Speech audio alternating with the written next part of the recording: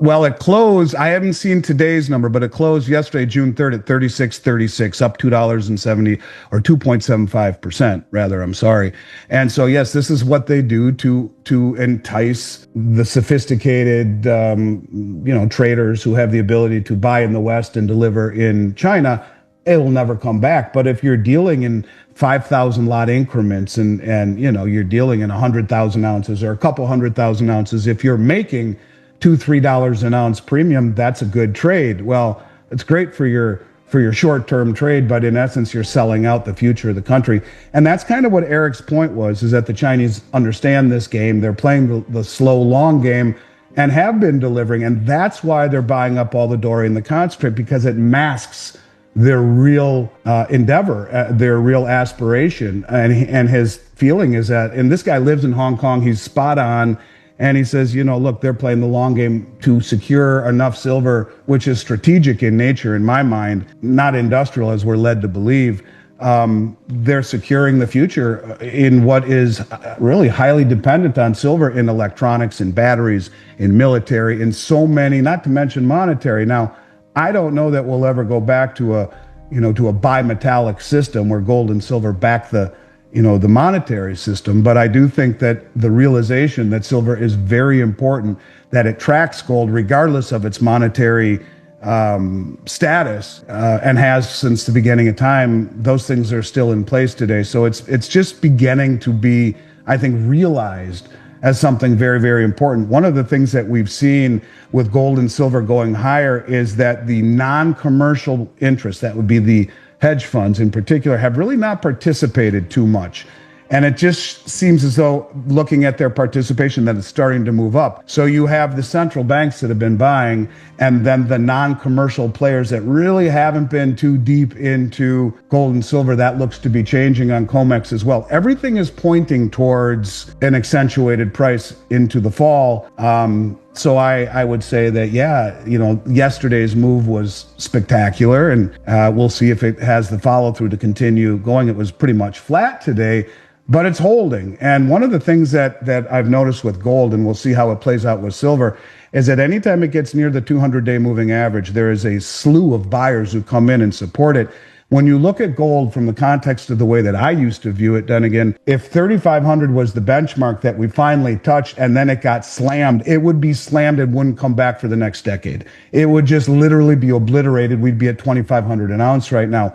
If, as Rick says, past was prologue. Well, I think what we see right now is this divergence in the relationship between gold and other asset classes. Gold is taking on a life of its own, and silver will follow it.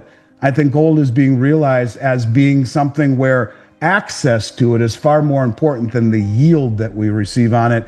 And that access, to me, is something that much of the world is saying, we don't need this to pay a yield. Getting possession of it in our hands when we're not aligned really with the West's initiative is probably more important than not. That's why we're seeing so much of the world accumulate this stuff. But it seems to me someone within the Trump administration, or some people within the Trump administration, have alerted President Trump to this fact.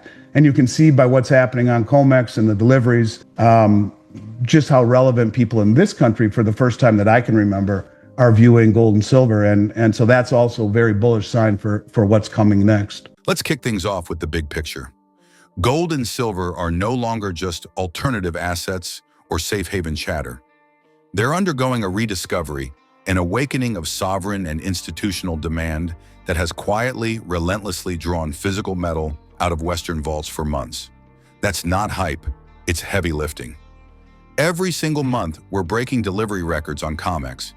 Yesterday's figure, 2,541 contracts delivered in June's non-active month, equals about $8.25 billion in face value gold. That's no small change. And before you chalk it up to routine trading, consider this. There are still 526 open contracts on the last notice day, far above the usual handful. That's a sign, a warning, of short positions without the physical to back them. Simply put, someone is naked shorting metal they don't have. The logic is straightforward. They can't deliver what they don't own. The March delivery numbers? Even bigger, north of $4 billion. What that tells me is this isn't an anomaly, it's a trend. A pipeline that's been open since November, and every month the outflow intensifies. If that's not a bullet to the paper gold narrative, I don't know what is. As these ounces leave COMEX, they don't just leave, they're gone, vaulted and vaulted elsewhere in the world, often in Asia. You can't unwind that kind of structural change with a few tick reversals. Those ounces have new home addresses, and it's not just title metadata or accounting games. This is big players, hedge funds, family offices, sovereign wallets, bullion banks themselves, and central banks in China, India, and the Middle East who already hold tons, but now want tons more. Why? Because they see what's happening. The declining trust in the dollar, rising U.S. yield curve, political debt ceiling dramas, and the realization that physical metal is rarely confiscable or punished. If you have real gold, it's your money. Full stop. But let's break it down further. COMEX futures no longer reflect reality. They reflect a draining liquidity pool. You won't see dramatic open interest spikes because physical buyers are not playing that game anymore. They've moved to twin track their delivery, east-facing allocated bullion in Zurich, Singapore, Hong Kong. These trades are done, sealed, vaulted. Futures contracts, they're for those left holding the bag. On that note, have you noticed how Western premiums have surged? Physical gold in New York is trading at $3,650 when COMEX spot might still say $3,350. That's a $300 premium. That's not volatility, it's structural. Price-wise, it's viewed as a rare discount for buyers in COMEX because delivery takes longer, has haircuts, and is simply harder to get. Every dollar of premium represents metal captured, shipped, vaulted beyond paper reach. Now, yes, there will be volatility, pullbacks, consolidations. That's natural when COMEX is grappling with rising premiums, collapsing open interest, and Asia is buying wholesale. When delivery margins move, when spreads widen, that creates opportunity. But it also collapses paper short covers. It's like compressing a spring. The more you squeeze, the more explosive the rebound when someone snaps at it. Let's talk rates and macro. Last week, gold gained more than 5%, closing just below $3,360 for the first weekly record ever. I don't mean intraday high. That's the highest weekly close on record. Silver followed suit, nearly 4% to around $33. Platinum and palladium also bounced hard, both above $1,000. Meanwhile, the dollar index dropped almost 2%, closing below 99, the lowest in 3 years. U.S. Treasuries? Garbage status. The 30-year yield busted past 5%, the 10-year pushed beyond 4.5%. Bonds are dying, gold is rising while yields rise. That, folks, is the diametric indicator that bond markets and fiat currencies are now in retreat, and gold's taking center stage. Ask yourself, have you ever seen gold rally and yields rise at the same time? Not sustainably. Gold is supposed to get sold off when rates rise. Textbook. But that's old world logic. This is the new world.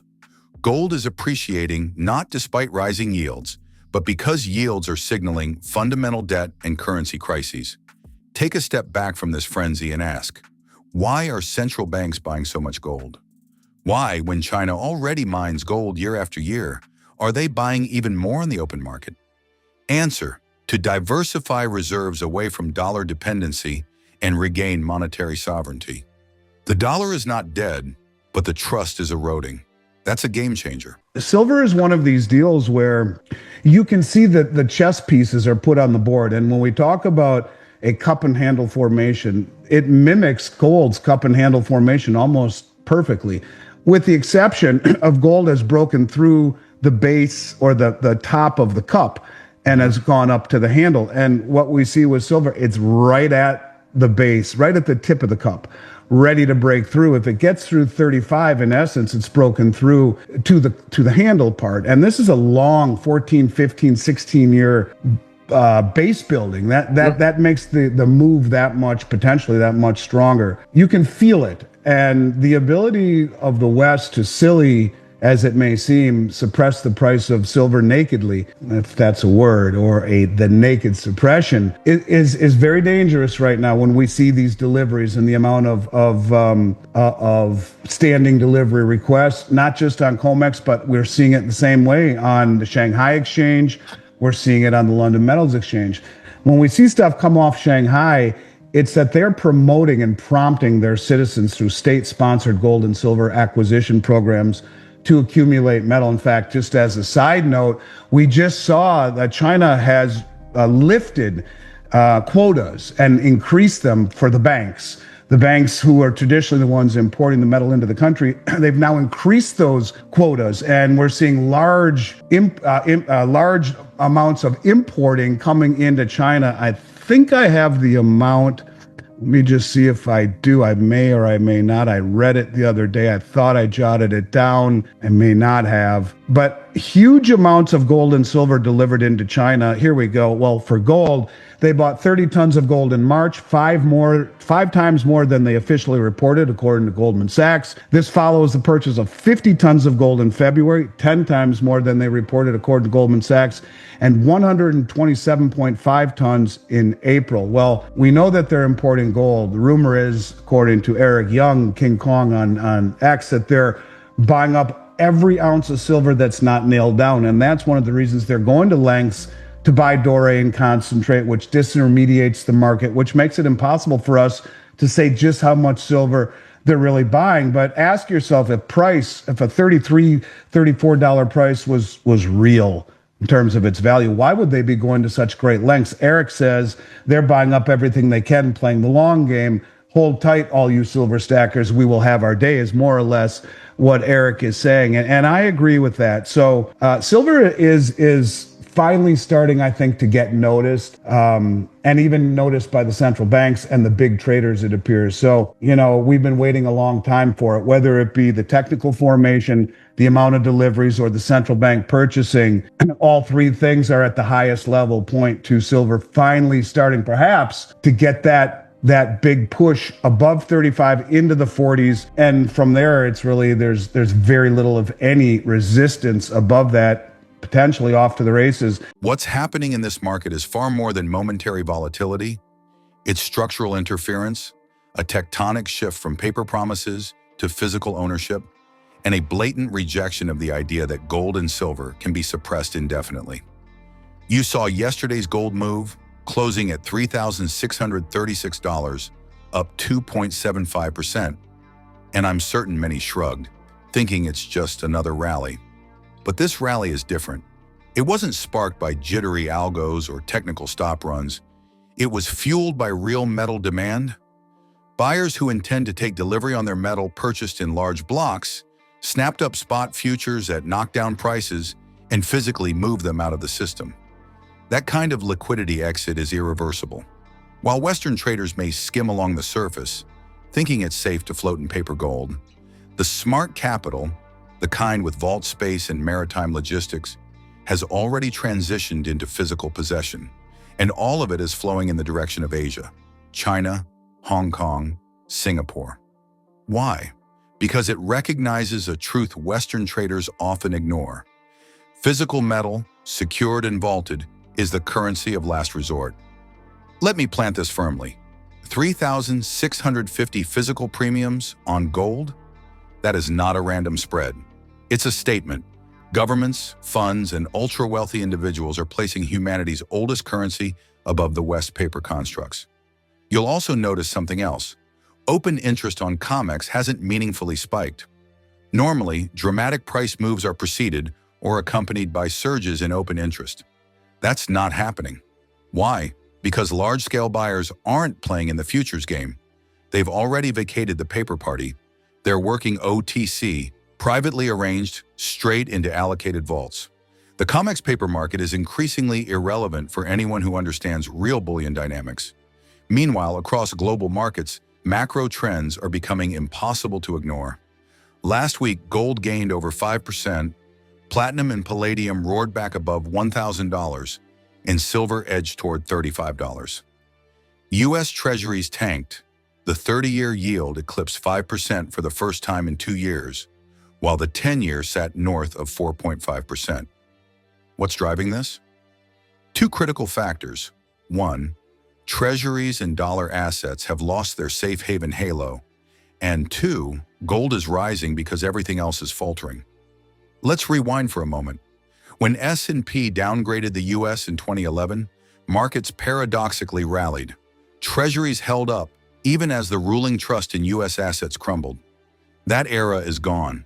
Fast forward 14 years and $30 trillion of new debt later, and the downgrade now trades like the signal it is, a harbinger of real risk.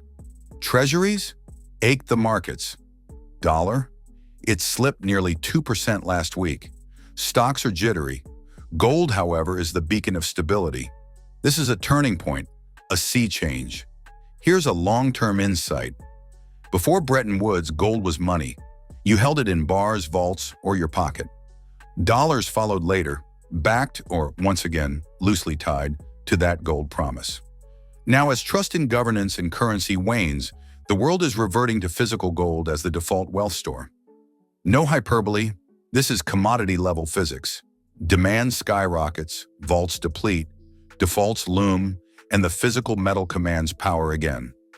Deflationary shocks, inflation fears, rising rates, bonds are now zone risk instruments. In fact, pension funds and sovereigns are dumping long-dated treasuries en masse because every percentage point of yield is swallowed by headline inflation and currency debasement. Why hold a 4 to 5% yield if your cost of living is rising twice as fast? Bonds are liabilities baked into a flawed model. Gold is insurance against the insolvency of that system. So, what does all this mean for you? If you're watching from the shoreline, waiting for a pullback, you're missing that what's occurring isn't price volatility, it's liquidity withdrawal. The COMEX hole is deepening as vault inventories drain. Every ounce leaving physical custody is another ounce of pressure put on paper shorts. As the unfortunate investors who counted on paper gold discover the vaults are empty, the squeeze intensifies. Premiums, spreads, margins all shift exponentially. Late joiners come in at $4,500, $5,000. Late joiners pay far more and still watch their dollars shrivel. And silver? Don't even start with disregarding its importance. While gold dominates narratives, silver plays a dual role: monetary anchor and industrial necessity. High-grade electrification, photovoltaics, defense, electronics, they all need silver. None of those industries can operate on paper contracts. Furthermore, it's still deeply undervalued relative to gold, historically near the bottom of its gold-silver ratio. That alone sets the stage for explosive outperformance once momentum turns. The other night, I tweeted that silver's ignored, but precious buyers aren't. They're positioned. It's the sleeper on the long move. The next 90 to 180 days, guys, could yield fireworks. COMEX deliveries heat up again in July, August. Premiums widen, risk assets tank further, and U.S. Treasury winds up forced to recognize the value of its metal holdings beyond the archaic $42 per ounce book entry. If and when they release a revaluation, or at least complete an audit, the curve shifts again. Paper traders welcome. But by then, most Westerners have missed the boat. If you're wondering how high it could go, my math says $4,000 to $5,000 for gold in the next 12 to 24 months, with silver pushing toward $150 to $200. Not fantasy, arithmetic, supply-demand rebalancing, sovereign policy, vault audits, regulatory compliance, bridge flows from east to west. The mechanics are in place. When the floodgates open, institutions that deride gold as hoarding will be shamed as hoarders miss the point. Let me leave you with a story. I was talking with a high net worth portfolio manager last week at a major conference. He shrugged off the rises, saying they weren't significant. But when I asked how much of his assets are in physical, not ETFs but real metal, he laughed. He admitted it was just a sliver, 1 to 2%. Insurance, you know, I replied. Insurance is worthless unless you have a policy. You've only purchased the brochure. I told him I have enough gold and silver to cover my expenses for the next decade, even after reinvesting for my kids' university. You You're writing handwritten "I owe us." He got quiet. This isn't a finance guy rant. This is life insurance. Portfolio guardrails. A blackout card when the system locks. Everyone wants gold down the line, but few own it today. That's what separates people waiting from people winning. If you're watching your brokerage app, you're late. If you're holding bars, coins, vaulted positions that you can physically touch or allocate, you're winning regardless of whether the price goes to $3,700 or $7,000. So whose side are you on? The watchful passenger or the pilot armed with metal and conviction? Stay alert, stay allocated, and remember, futures are notices, not exits. Stay informed about the latest developments shaping the precious metals markets with regular updates from the Finance Daily team. Not only that, but as a subscriber, you'll also receive timely silver and gold price notifications and early access to groundbreaking news unavailable to the general public. Join our free gold and silver newsletter today, link in the description.